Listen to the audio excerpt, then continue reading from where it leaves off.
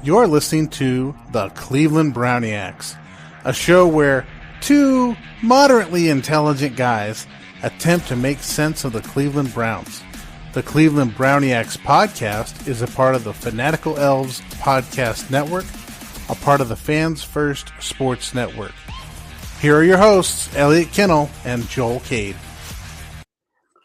You know, that intro talks about two moderately intelligent guys trying to make sense of the Cleveland Browns. And after week 2, these two moderately intelligent guys have a lot of work to do.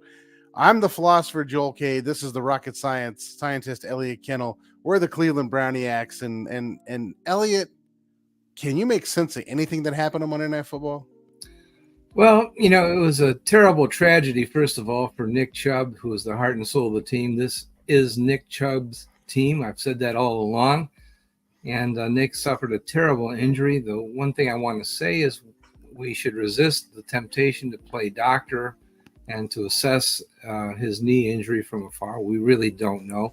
Let's be patient, wait to see what the doctors have to say.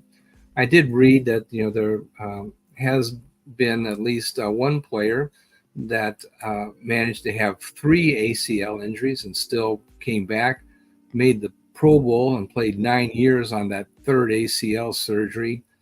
And so I think it is, you know, it makes sense to just wait and see.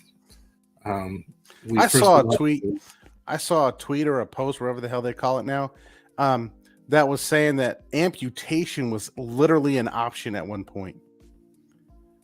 That they were concerned that one of the arteries in his leg had burst and they were going to have to amputate his leg. Of course, that tweet got cut down real quick. So I'm sure somebody in the NFL said, we're not putting that stuff out there. Cut that out now. So I've got it screenshotted. So if you ever want to see it. Well, we really don't know what's going to happen. First of all, we have to be hoping and praying for health, you know, for recovery, that he'll be able to have a normal life. But I don't want to impose any limits on what Nick Chubb might be able to do either. Right. We really don't know. Football isn't really that important in the overall scheme of things. There's a lot of people that do great things that don't play football. Nick Chubb is a really strong individual. The Chubb family, by the way, is an absolutely fabulous story in its own right. I've read books on the Chubb family. They were, believe it or not, they were a free African-American family that lived in Georgia. And prior to the Civil War, they had Chubbtown, and they lived as a free family, and had their own city, a blacksmith shop, and many other commercial enterprises that dealt with the white society. And they just really were an amazing family all along. And they're very family. I don't think anybody's going to doubt Nick Chubb. I think the question is, can he come back and play football for the Browns either next year or the year after? If he's going to recover, is he ever going to be the same? Those are the questions that the Browns have to ask. But what did you think of Deshaun Watson on Monday night? Oh, my gosh. Deshaun Watson, there is no plan B, first of all. We are stuck with him. He has $200 million remaining on his contract. And no matter how mad you get at Deshaun Watson, they can't cut him. If they were to cut him, they would have to pay $155 million in 2024 off the salary cap.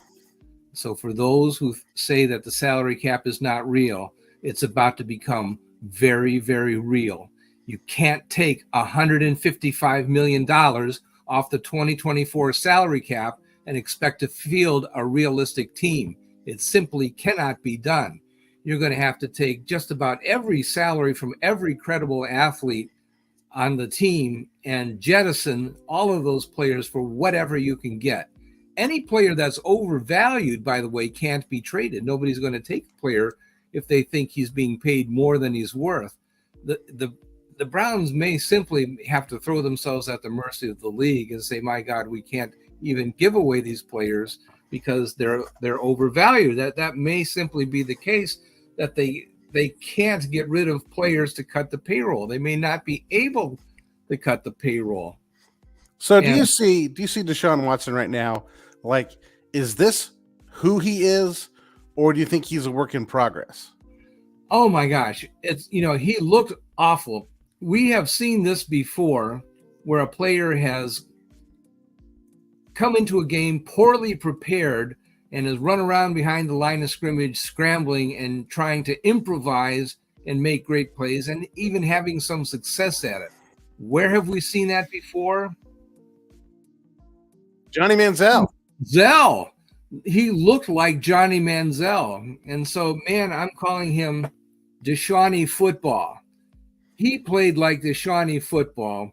And, in particular, there were some plays, where the Browns would send a receiver deep. The receiver would go one way and Deshaun Watson would throw the ball the other way. And you're thinking, man, the receiver and the quarterback are not on the same page. Who is it that is making the mistake? Is it the quarterback or the wide receiver? I think that it might very well be the quarterback and not the wide receiver that's making the play, even though the broadcasters were saying, oh, I think the receiver ran the wrong way. No. I think it's the quarterback threw the ball in the wrong direction for the wrong pattern. I think it's a very, very serious problem. We may have to call into account whether the quarterback is actually preparing for the game plan. So let me go back to the same question. Is this who he is, period, or do you think he's a work in progress? Well, because that colors everything. Is face masking part of the game plan, Joel? When the quarterback no. I'm just asking you.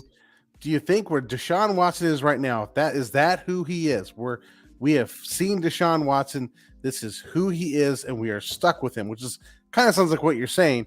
Or are you saying, hey, this guy is a work in progress and he's got to get better?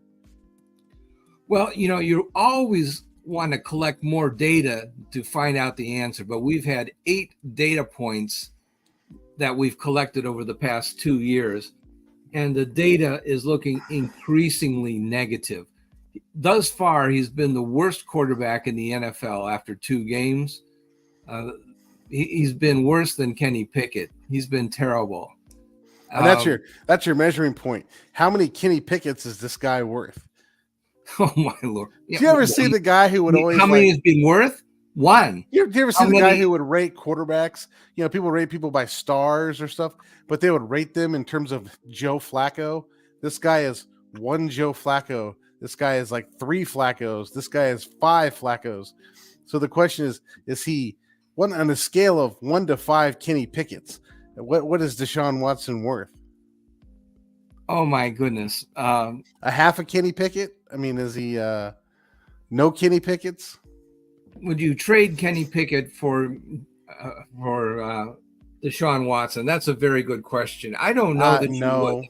Would the Steelers do that even up if you could do it for no net increase in their cap? I don't think that they would. I think they like Kenny Pickett.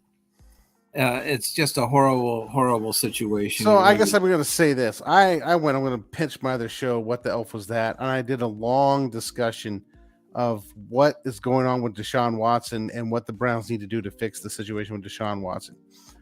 I'm going to highlight a couple things that I said, and then Elliot, you can disagree because it's not going down the same path you're going down. One, is Deshaun Watson's play problematic? Absolutely. We're going to agree on this. It's problematic. Okay.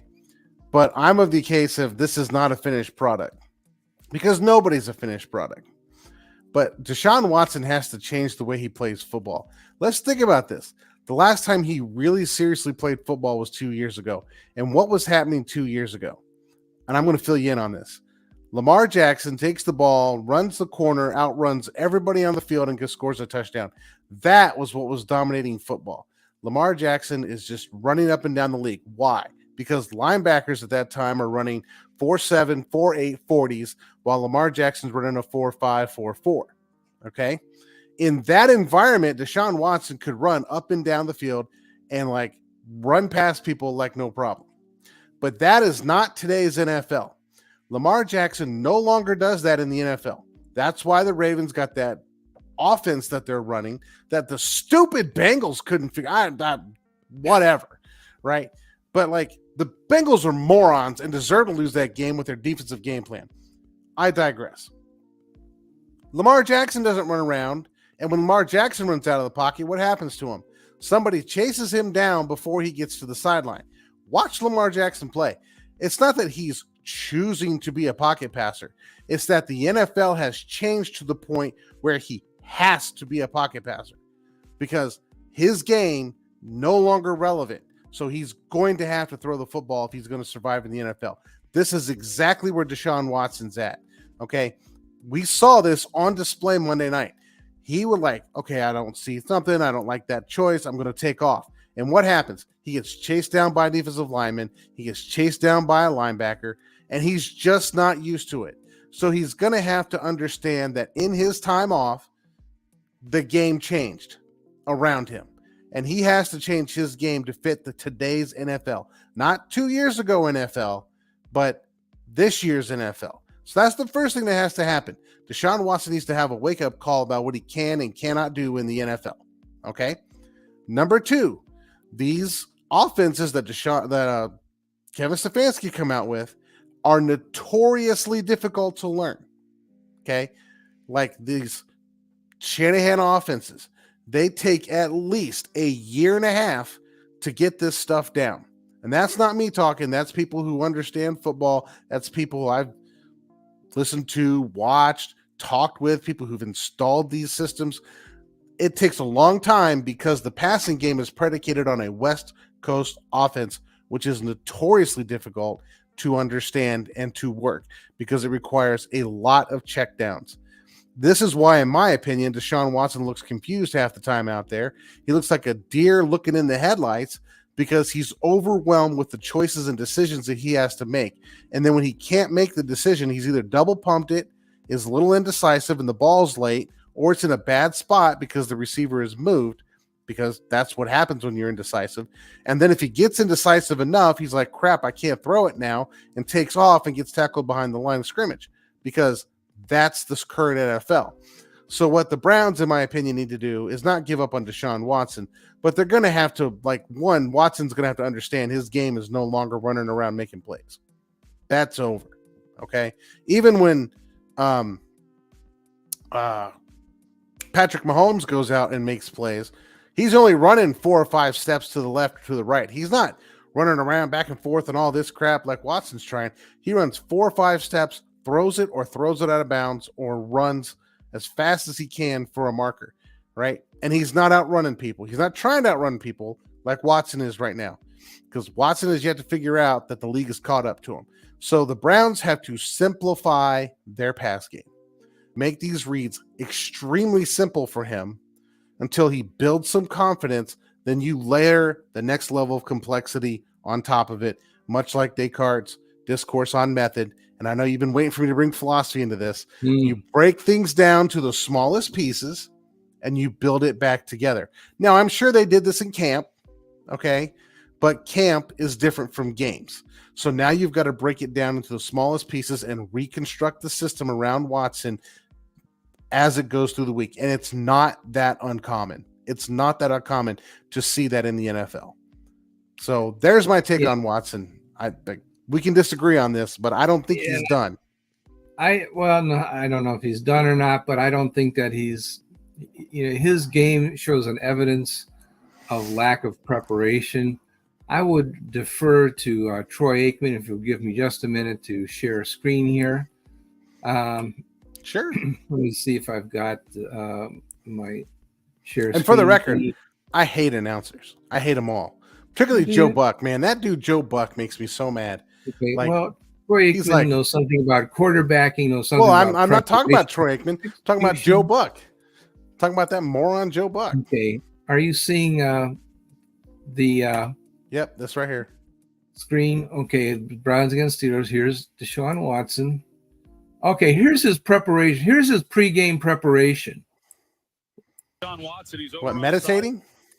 That's a member of his performance team that's sitting next to him. He's doing some visualization, maybe a little meditation, but definitely was going through the visualization part of it, and to see whether or not that pays dividends for him on this drive. Now, John Watson. Well, okay, there we go. See if we stop sharing. Okay, you're gonna have to help me with this one. What's wrong with Deshaun Watson sitting on the sideline meditating? Well, Troy Aikman is laughing at him. I don't know that, to me, it's Deshaun Watson deciding that he's going to wing it. He's just meditating. Okay, I don't see that at all. I don't see that at all. What I see there is Deshaun Watson employing every single part of sports psychology he can. Okay. And one of that is meditation. I taught my kids to meditate during games, or at least not during games, but after games and before games. Visualize yourself, seeing yourself being successful. Visualize yourself defeating your opponent. Visualize yourself as big, strong, and powerful, and your opponent as small and weak, and you defeating your opponent. Okay. That's like a part of sports psychology. You want to bump up your confidence. Okay. I can totally see that. I had no problem with that. The only thing I thought of was that scene from, I saw that. Have you seen the movie? Pittsburgh. Have you seen that movie Nacho Libre, where like the pro wrestler is like got his little sports psychology guy, like Ramesses muscles is number one, that kind of thing. Have you ever seen this?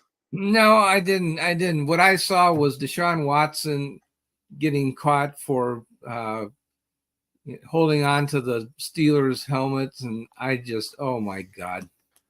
I just he's going to have to knock off the whole grabbing a face mask and I mean that kind of thing. All right, let me see if I can share this one. Can you hear that when it was playing? Let me see if I can share this little clip. Let the commercial play.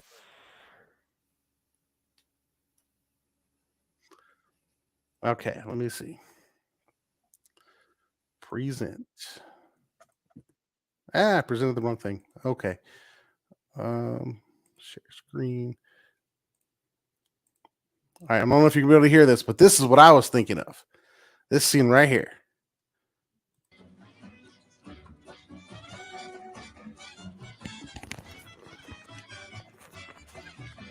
This is Deshaun Watson getting ready.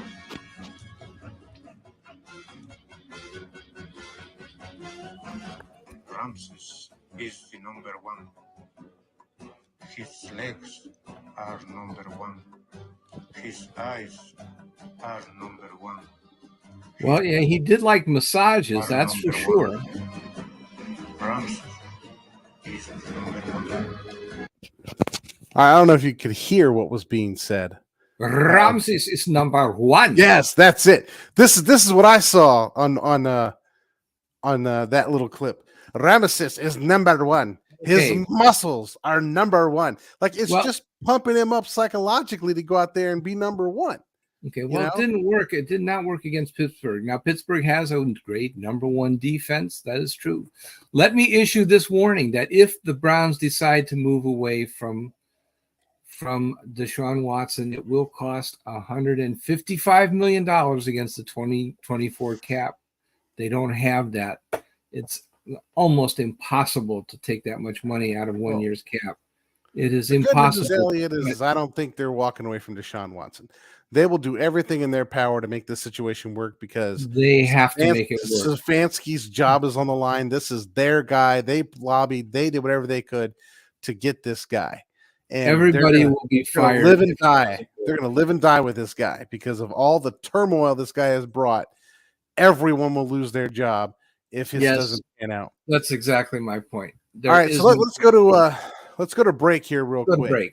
And we're going to go to break and pay the bills and make millions of dollars. And on the other side, we're going to get ready for Tennessee Titans. Woo!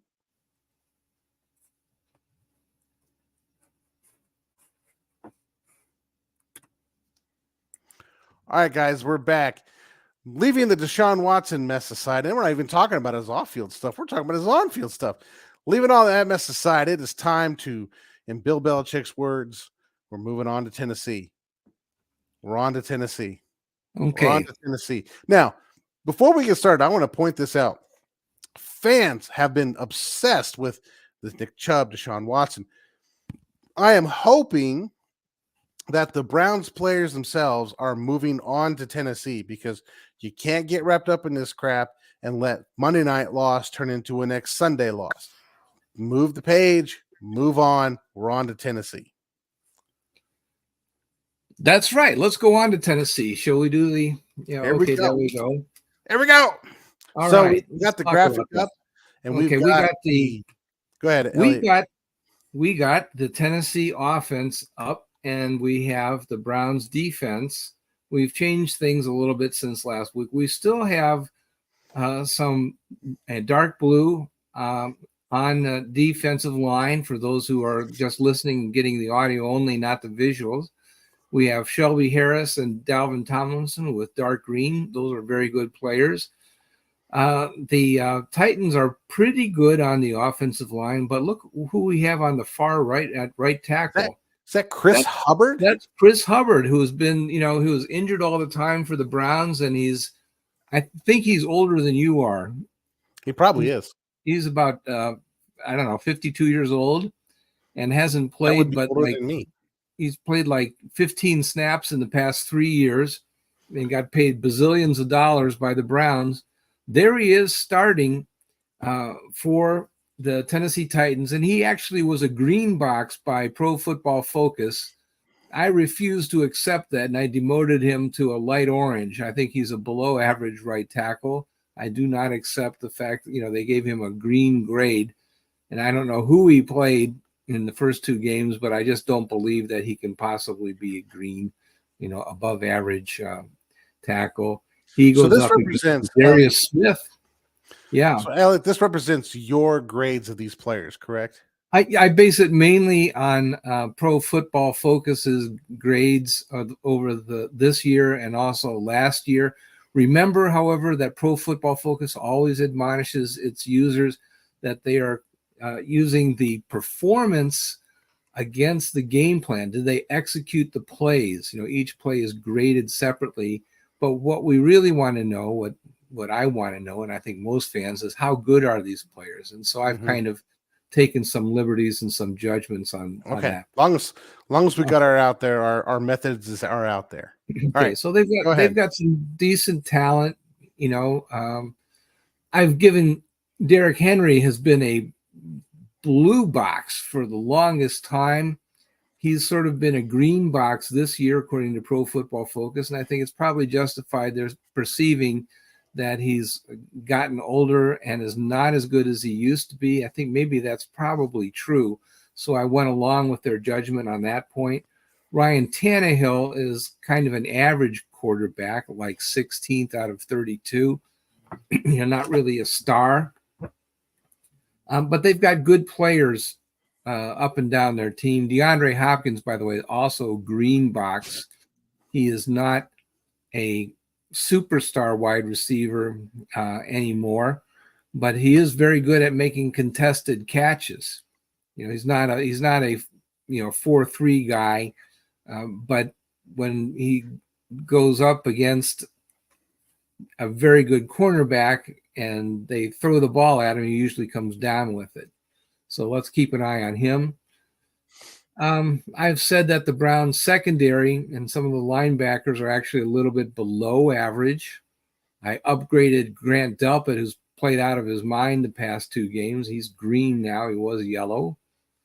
And so there you have it. I think it's probably pretty evenly matched there, but I do think that the Browns defensive line is more talented than the Tennessee offensive line. Tannehill will be running for his life, but there again, if he gets the ball to his wide receivers, he can connect. So I look at this and I think that this favors the Browns in a lot of ways, because the Titans are going to be running that Kyle Shanahan, outside zone offense, and this team really can stack that stuff up and stop the run. I mean, this defense can really put that to a rest. The only thing you have after that is play action passes off that, and then I think the defense, the secondary, has really played well. I don't know what the hell Denzel Ward was doing when they gave up that 72-yard touchdown. it's like playing off. He must have thought he had help on the inside that wasn't there. It had to be a busted play because there was nobody over the middle on that play. Yes. But beyond that, I think the Browns secondary matches up, except for the fact that like Ward is small and these are big guys out there. So unless you got Ward trailing DeAndre Hopkins, you put Treylon Burks on Ward, he's going to jump over top of him all day long. So I don't see a real mismatch anywhere. I do like the Browns in this situation. Yeah, I think I agree also.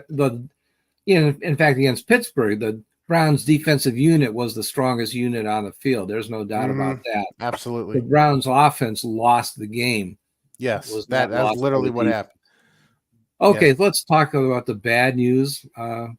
Here again, okay, I've got some yellow boxes for the Tennessee defense. I would like to mention also Jeffrey Simmons is the guy that could have been drafted by the Cleveland Browns, but that draft choice was traded for Odell Beckham Jr. Wound up in Tennessee somehow. And he wound up being a very, very good defensive lineman.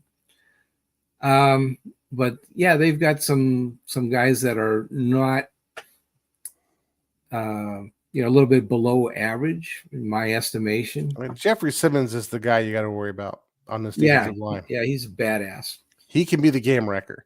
I mean, Arden Key, Harold Landry, they're okay. You've got them in yellow there. But Jeffrey Simmons is the guy, when you line up, you got to figure out where he's at and what you're accounting for. Yes, and there are no guys other beat up and gave up a lot of sacks the past two games for the Cleveland Browns. Our tackles had struggles. Jed Wills and DeJuan Jones. DeJuan Jones actually gave up quite a bit of stats to our favorite defender in Pittsburgh.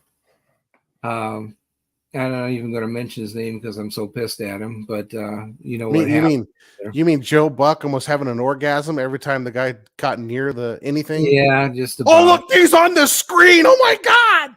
Like that's Joe Buck. Yeah, well, there you go. There you are. But yeah, let's give the man his due. They really got through the Browns' offensive line, made it look much worse than it probably actually is. But DeJuan Jones had a very rough game. Let's put it that way. Jed Wills has had a very rough 2 games. DeJuan Jones is played in his first full game as a rookie. Yeah, against oh my God, I'm going to have an orgasm guy. So I mean, I'm going to spare him a little bit. Jed Wills Jr. on the other hand, yeah, I think we're all kind of tired of this act. It was TJ Watts is who we're talking about. I said his name, but okay. I think we're all kind of tired of the Jed Wills act. I mean, I would take Chris Hubbard over Jed Wills right now. Okay, I don't know what to say, man. The guy's been around for 4 years. Is this his 5th year? They pick up his option. I mean, is he going to be around next year too? I think this is his 4th year. Yeah. Okay. Yeah. I mean, they're going to be around next year too. I mean, the first thing the Browns have to do when they get a first round pick, they're going to draft a tackle. That's what they're going to have to do. Well, okay. In any case, there's Jed. I did not give him a very good score. So what did PFF give him? I mean, I could look it up. I have a subscription, but I'm just too lazy. I forget. It's either orange or red. It was in that range. Joel Bitonio is still really the Browns' star on the offensive line. Posick also very good, very good. Wyatt Teller not quite as good as he was 2 years ago. Elijah Moore I also give a very poor grade to. He's batting 300 on pass receptions. That's not very good. We could blame the quarterback, I suppose. And I would personally. Well, he's not. Watson's not putting people in positions to catch balls. Okay. But nevertheless, Elijah Moore has never had a good season. He's never caught a high percentage of balls that were targeted to him. And right now he's catching about 30% of the balls that are targeted to him. It's just not impressive. Deshaun Watson. I think you need to go back and watch those plays to see how many of those are his fault. Yeah, okay? Well, but just because he's targeted. But he hasn't done anything good. Okay, but a target could literally be him running down the field and the ball's thrown 5 feet Okay, over I his head out of understand that. bounds, You can and then say he's that not nothing catching the was. target. I You mean, can like, say that nothing was his fault, but he still hasn't done anything good either, right? how He much just is how has. much good has the entire offense done? Well, okay, give them all red boxes. I don't care, but he I mean, I'm hasn't not done saying that. anything. I'm just saying you got to keep him in context, man. I know you're hyped up about this guy, but you got to keep that in context. Okay, well, he can get a yellow box next week, but for the moment, nothing positive has happened at that position. There hasn't been anything positive. There hasn't been much positive. Deshaun It's Watson, you can funny. say that all of his problems were that his receivers have dropped the ball on him, but I'll nothing tell you positive this. happened from a quarterback. If you want to talk about me going on a rant, here's my rant. Harrison Bryant. If I was Deshaun Watson, I would never, ever throw the ball to Harrison Bryant again. Ever. Okay? Because every time that guy gets a ball near him, for whatever reason, he tries to catch it like this, which is dumb, and then the ball goes up in the air, and then some dude's going to intercept it every single time. I watched it 3 times in Pittsburgh. I would never throw him the ball again. Period. I would think about cutting him if I was Cleveland. I mean, that's how Okay. bad he is as a receiver. I would think about cutting him. All right. Okay. Well, yeah, he's not on this formation. I've shown the 3 wide receiver formation with the idea that we're supposed to be this deep strike offense team rather than the 2 tight end team that we used to be. Although I have my doubts. But okay, we also have Jerome Ford. He's now a green box. He's our starting halfback. Had a great game. I have complained about the lack of depth in the running back room. We have Jerome Ford, who's now the first string halfback, and he's still the kick returner. I don't know that one running back can do both jobs. I think the Browns need to pick up a kick returner in order to give Jerome Ford some rest. He's really expected to do way too much, I think. So they did sign Kareem Hunt. Maybe that'll help out, although the reason why they didn't retain him was they didn't think he had anything left in the tank. So I'm not really sure that that's really the right move. Or maybe that wasn't an accurate report. But what's that? That they didn't think he had anything left in the tank. Maybe it wasn't an accurate report. Because if you truly thought he had nothing left in the tank. They didn't sign him. He wasn't on the roster. Right, but now that you need somebody, why are you picking him back up if you don't think he's any good? That's a very good question, because why are the Browns doing anything? That because they're panicking. That's why. I don't think they're panicking. I think they've got a plan to go Jerome Ford, and they need a veteran backup at this point. When your veteran guy was Nick Chubb, you could go with an inexperienced backup. But when your backup becomes the guy, you need an experienced name in that room or voice in that room to help the guy get through. They needed to have 3 and preferably 4 running backs, and they didn't have enough bodies in the running back room. They just didn't.